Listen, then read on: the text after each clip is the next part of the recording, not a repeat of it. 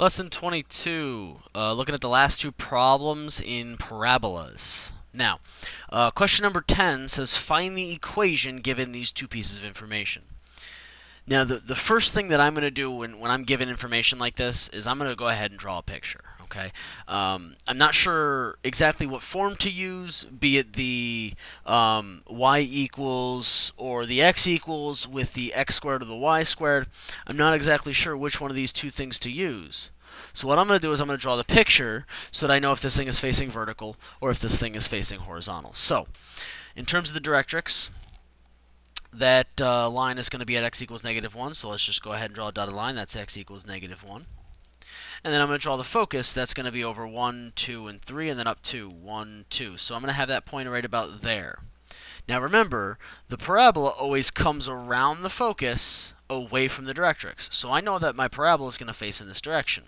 That's going to be a horizontal direction, which means that I'm going to have a y minus k squared, okay, version, which is equal to 4 times p times an x minus h.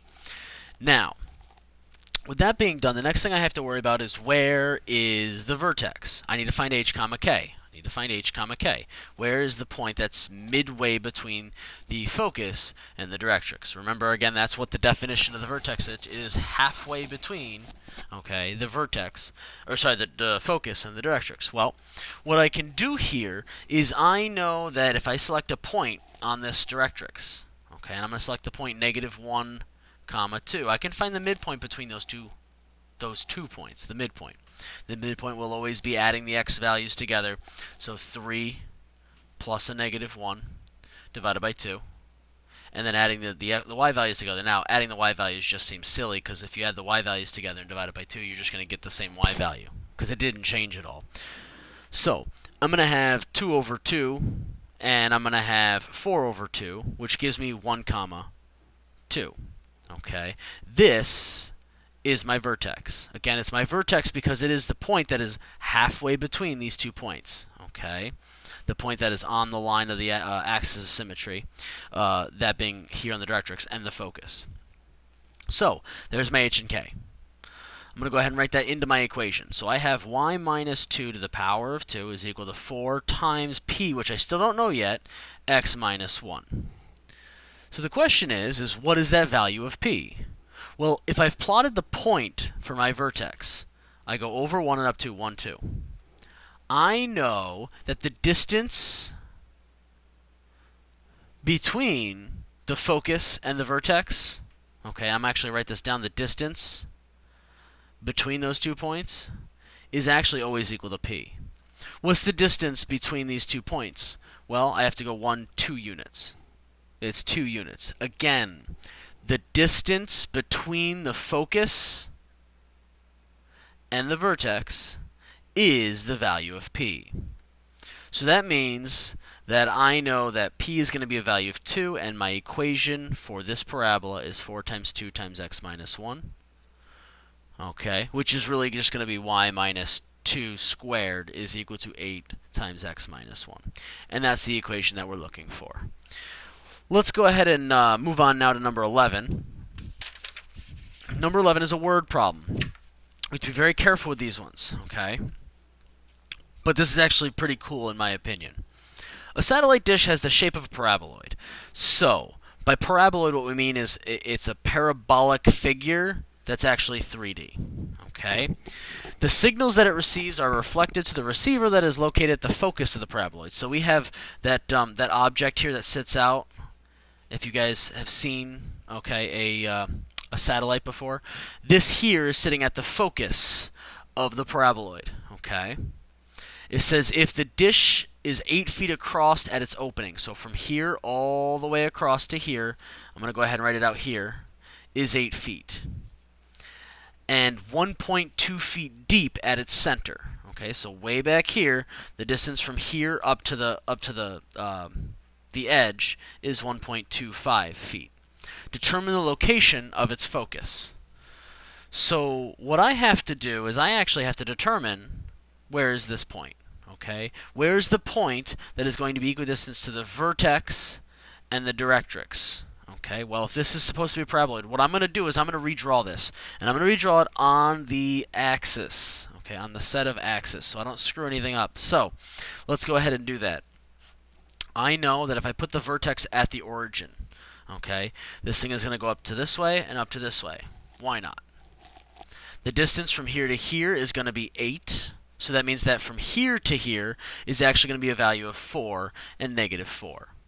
I know from here, this distance down is actually 1.25 feet. Okay? The focus is supposed to be sitting somewhere up here. Now, if that's the case, what I should have, okay, is I know one point. That's what I need. I need 1 point on this parabola.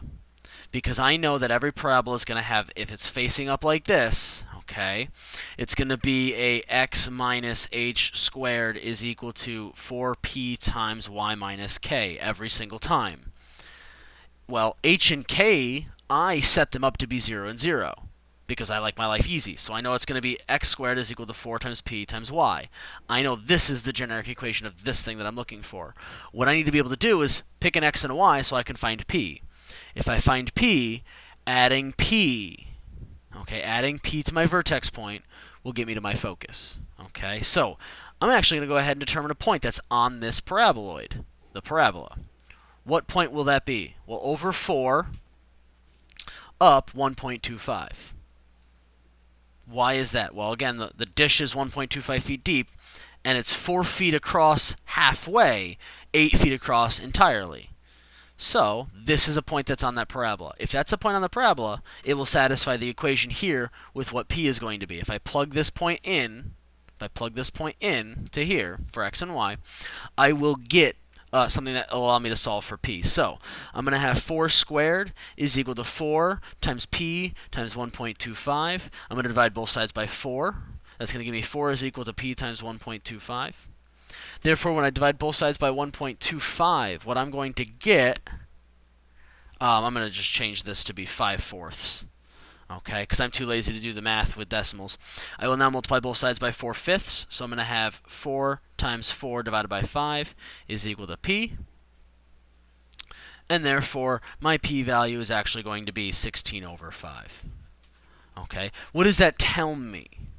Well, it tells me that the focus sits, okay, 16/5, which is approximately 3 point, what would that be? 1/5 would be 20.20 feet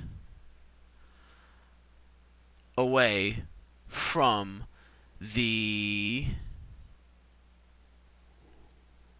center. Okay, and again, the reason why this is, I'm reading it out of the notes. 8 feet across at its opening, 1.25 feet deep at its center. Determine the location of its focus. Where is the focus? Where is the receiver? Where is the receiver located on the satellite? Well, from here to here, it's approximately 3.2 feet. And that answers question number 11. Again, the biggest thing that you can do for these word problems is draw yourself a picture.